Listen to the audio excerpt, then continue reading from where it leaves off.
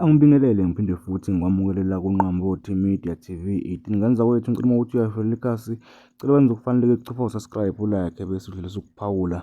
Sebephumela obala abalandeli bakaMthandeni Gcikamalisha babhekana ngqo nenkulumo kaAyanda Msweli ayikhulume lapha emzini kababa u12 namankentshana. Kanti-ke ama-Red Nation axwayisa uMsweli ukuthi engayiphindi lento ayenzile egameni likaMthandeni ngoba uyosithola isibhaxo sakhona la emculweni kaMaskandi.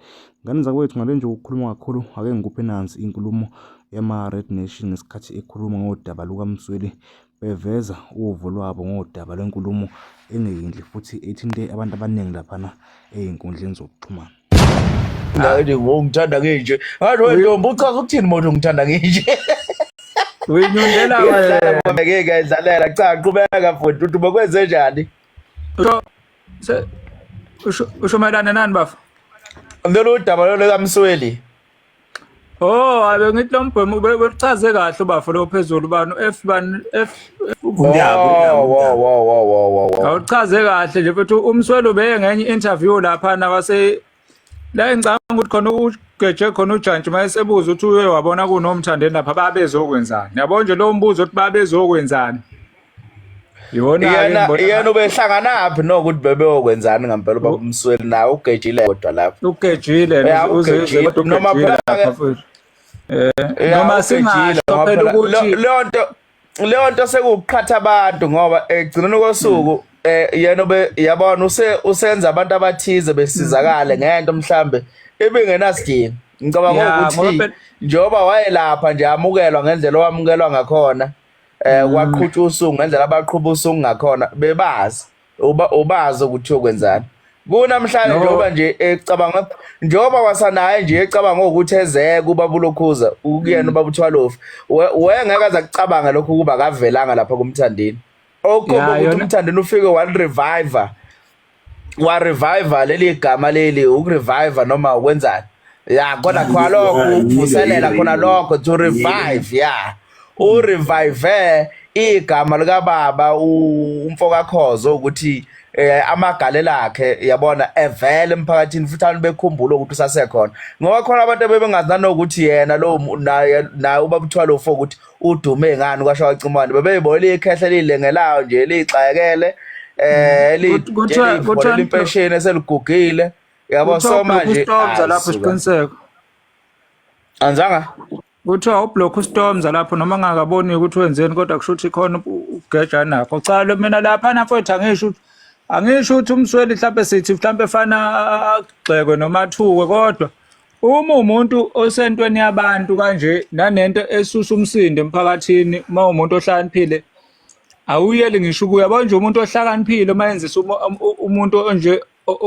umuntu nje interview akayifaki indaba yalabantu abawuthuma umuntu ohlakaniphe kahle ngoba already khona into ezoqhamuka lapho vele izosusa ukukhuluma. Uyabona nje lapha ubaba uMsweli bengafanele ayibuze le nto ngoba lapha bekukabili ukuthi athi ama-answer bezoqhamuka abezoba mabili. Lo baba lo wayiqhamukisa i-answer futhi ngendlela ebhedayo. Yabona lo muntu lo yabethi i-answer yakhe nje iqhamukise ngendlela ebhedayo nje ayikho futhi into ehloniphiswa leyo. Yabo nje answer ukuthi okokuqala nje uma ubiza umuntu umbuze ngokuthi uyilokho yabo ngiyabona kwakucabanga ukuthi ngizokubeka njengenkosi yoMaskandi yabo nje yabo leyo nkulumo nje mfethu.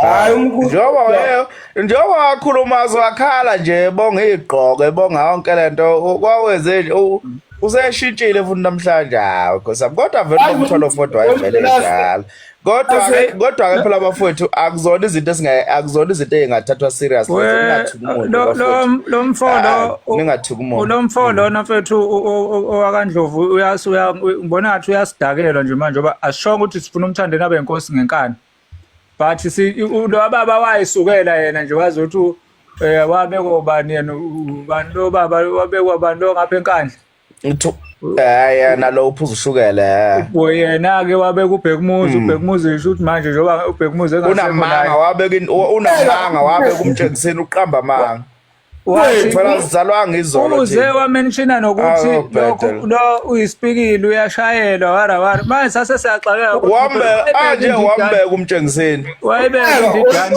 ishayela yabo Hayi, engazokhuluma iphuthu babulokhozi. Kodwa-ke bafowethu ngicela singayenzi topic kakhulu le nto yabo. Singayenzi itopic kakhulu. Ngicabanga ukuthi ayikho into wrong kahle kahle. Ilokho engifuna ukusho ukuthi ayikho into wrong. As much as mhlambe kukhona la enze khona mhlambe wafambula khona kodwa egcina kosuku akuphoqelekile.